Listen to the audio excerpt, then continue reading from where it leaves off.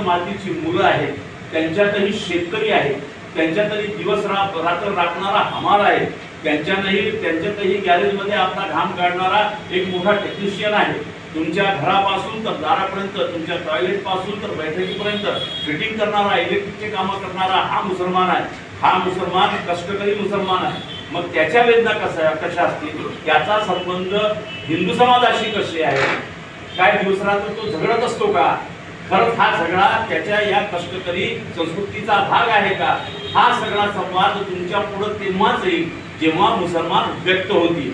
म्हणून आम्ही सर्व हिंदू, आंबेडकरी समाजाचे लोक, बौद्ध समाजाचे लोक, ईसाई समाजाचे लोक यांचे आभार व्यक्त करतो की या सगळ्यांनी मिळून या नागपूरमध्ये क्रांतिकारी भूमी आहे. ही नागपूर बाबासाहेबांची भूमी, ही नागपूर गाडगे महाराजांची भूमी, ही सर्वधर्म संभाव सांगणारे संत ताजुद्दीन बाबांची भूमी नव्हे, हे राष्ट्रसंत तुकडोजी महाराजांच्या विचारांनी आणि गांधीजीच्या पावलांनी पवित्र झालेली भूमी.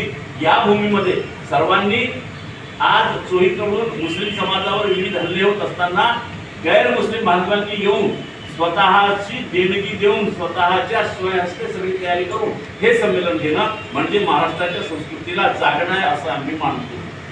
आणि तुमच्यापर्यंत पुन्हा एक विनंती करतो की आम्ही जी पत्रिका दिलेली आहे, आता स्पेस किती मिळते हे तुम्ही ठरवा, पण जास्तीत जास्त संपूर्ण पत्रिका लोकांपर्यंत पोहोचावी अशी विनंती करतो.